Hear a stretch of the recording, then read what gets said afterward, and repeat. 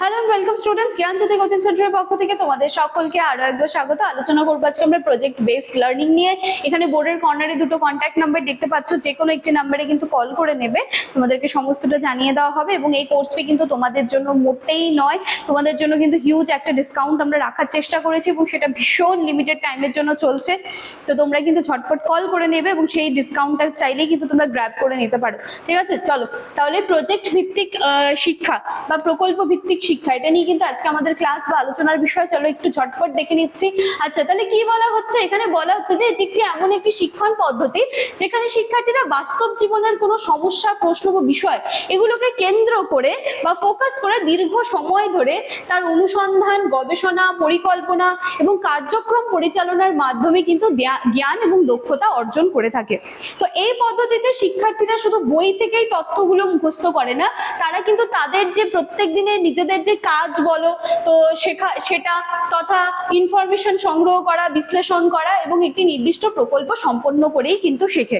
ঠিক আছে, সংজ্ঞায় যদি আসি তাহলে প্রকল্প ভিত্তিক শিক্ষা হচ্ছে এমন একটি শিক্ষণ প্রক্রিয়া যেখানে শিক্ষার্থীরা বাস্তব জীবনের যে সমস্যা সেটাকে সমাধানের জন্য পরিকল্পিত কার্যক্রমে অংশগ্রহণ করে এবং সেই অভিজ্ঞতার মাধ্যমে দেখা যাচ্ছে যে তারা কিন্তু সেটা করতে গিয়ে সেখান থেকে কিন্তু জ্ঞান অর্জন করতে পারছে। তারপর হচ্ছে প্রজেক্ট ভিত্তিক শিক্ষার বৈশিষ্ট্য কি বলা হচ্ছে? শিক্ষার্থী কেন্দ্রিক শিক্ষণ পদ্ধতি বাস্তব জীবনের সমস্যা বা পরিস্থিতির উপর ভিত্তি করে গড়ে ওঠে। দলগত কাজ ও সহযোগিতামূলক শিক্ষাকে অনেকটা উৎসাহিত করা, অনুসন্ধান, পর্যবেক্ষণ ও গবেষণার মাধ্যমে শেখার সুযোগ দেওয়া, সৃজনশীলতা, সমালোচনামূলক চিন্তা ভাবনা ও সমস্যা সমাধানে দক্ষতা বৃদ্ধি করা।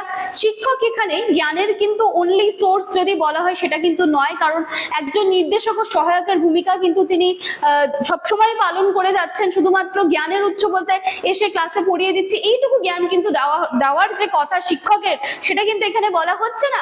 তিনি কিন্তু একাধারে নির্দেশক তথা একজন খুব ভালো গাইড হিসেবেও কিন্তু ভূমিকা পালন করছেন। আচ্ছা, এর ধাপ সমূহ কি কি রয়েছে?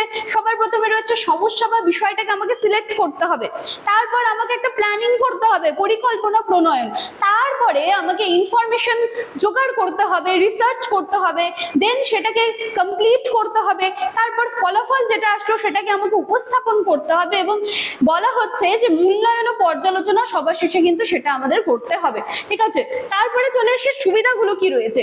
শিক্ষার্থীদের সক্রিয় অংশগ্রহণ নিশ্চিত করতে হবে, যে তারা যেন অ্যাক্টিভলি এটাতে পার্টিসিপেট করে, তাদের আত্মবিশ্বাস ও নেতৃত্বের গুণাবলী বৃদ্ধি করা, তাত্ত্বিক জ্ঞানকে বাস্তব জীবনের সঙ্গে সংযুক্ত করা, যোগাযোগ ও সহযোগিতামূলক দক্ষতা উন্নত করা, শেখার প্রতি আগ্রহ বাড়ানো এবং দীর্ঘমেয়াদী স্মৃতিতে কিন্তু জ্ঞান সংরক্ষণে সাহায্য করা, এই জায়গাগুলো কিন্তু রয়েছে। আচ্ছা, সুবিধা থাকলে অসুবিধা তো অবশ্যই থাকবে। তাহলে অসুবিধাগুলো একটু দেখে নিচ্ছি। যে অধিক সময় ও সম্পদের প্রয়োজন হয়, বড় শ্রেণীকক্ষে বাস্তবায়ন একটু টাফ হয়ে যেতে পারে, সব বিষয়ের জন্য সমানভাবে কিন্তু উপযোগী নয়, শিক্ষার্থীদের মধ্যে কাজের অসম বন্টন হতে পারে, মূল্যায়ন প্রক্রিয়া তুলনামূলকভাবে একটুখানি কিন্তু জটিল হতে পারে। ঠিক আছে, তাহলে এইটা হচ্ছে কিন্তু আজকে আমাদের ক্লাস বা আলোচনার বিষয়। আমি আশা করছি কনসেপ্টটুকু কিন্তু তোমাদের ক্লিয়ার করতে পারলাম। চ্যানেল ভিজিট করবে, এছাড়াও যারা যোগাযোগ করতে চাইছো তারা কিন্তু কল করে নিও। চলো দেখা হচ্ছে তাহলে আবার নেক্সট দিনের ক্লাসে। Thank you.